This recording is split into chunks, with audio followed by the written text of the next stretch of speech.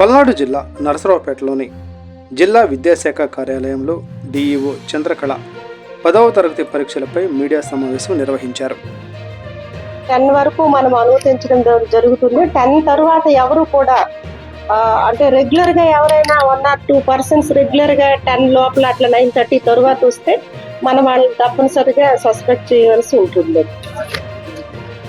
Grand టెస్టులు కూడా ఈసారి సపరేట్ గా మళ్ళీ 10th పిల్లలందరికీ కూడా కండక్ట్ చేశాము. కాబట్టి ప్రతి పిల్లవాడికి అంటే ఈ పేపర్స్ ఎగ్జామ్స్ రాయడం వల్ల వాళ్ళలో చాలా వరకు మోటివేట్ అవ్వడము, వాళ్ళు కూడా మేము కూడా ఈజీగా పాస్ అవుతాము అనేటువంటి ధైర్యం కూడా పిల్లల్లో వచ్చిందని చెప్పేసి మేము మా అబ్జర్వేషన్లో తెలిసింది. కాబట్టి ప్రతి ఒక్కరు కూడా ఎటువంటి టెన్షన్ లేకుండా మరి ఈసారి ఎగ్జామ్కి అటెండ్ అవ్వాలని చెప్పేసి కోరుకుంటా ఉన్నాను. అట్ ది సేమ్ టైం ఈసారి ఏంటంటే మనకి అప్పుడు రెగ్యులర్గా ఎగ్జామ్స్ జరుగుతూ ఉండేవి. ఈసారి మనకి ఏంటంటే ఈ 17th ఎగ్జామ్ ఉంటే 18th ఒక రోజు ప్రిపరేషన్కి ఒక 1 day మనము ఇవ్వడం జరిగింది. అలా డే బై డే ఎగ్జామ్స్ కూడా ఈసారి మరి కండక్ట్ చేయడం అనేది జరుగుతూ ఉంది అనమాట.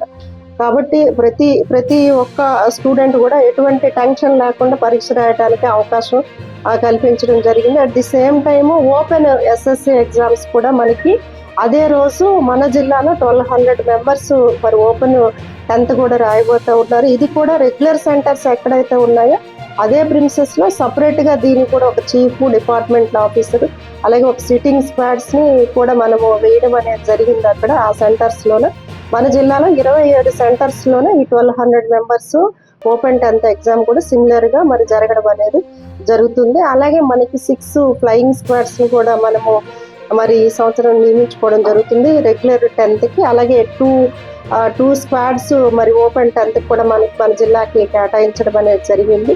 అలాగే మనకి జేడీ గారు గీతా మేడం గారు స్టేట్ అబ్జర్వర్గా మనకి వేయడం జరిగింది. మరి గౌరవ కమిషనర్ గారు స్టేట్ నుంచి వచ్చినటువంటి ఇన్స్ట్రక్షన్స్ ప్రకారము మరి ప్రతి యాక్టివిటీ కూడా టైం టు టైం మనము గౌరవ కలెక్టర్ గారి ఆధ్వర్యంలో నిర్వహించుకోవడం అనేది జరుగుతూ ఉంటుంది.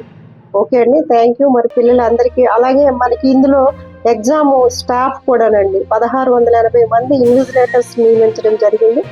అలాగే మనకి ఆల్మోస్ట్ 180 వరకు మనము చీఫ్ సూపరింటెండెంట్స్ డిపార్ట్మెంటల్ ఆఫీసర్స్ని కూడా 280 వరకు మరి చీఫ్ సూపరింటెండెంట్స్ డిపార్ట్మెంటల్ ఆఫీసర్స్ నియమించుకోవడం జరిగింది.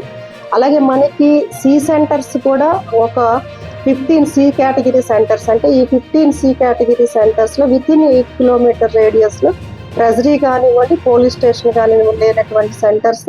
అలాగే మనకి 6 ప్రాబ్లమెటిక్ సెంటర్స్ని కూడా ఐడెంటిఫై చేయడం జరిగింది. వాటిలో 6 CC కెమెరాస్ని కూడా ఇన్స్టాల్ చేయడం జరిగింది.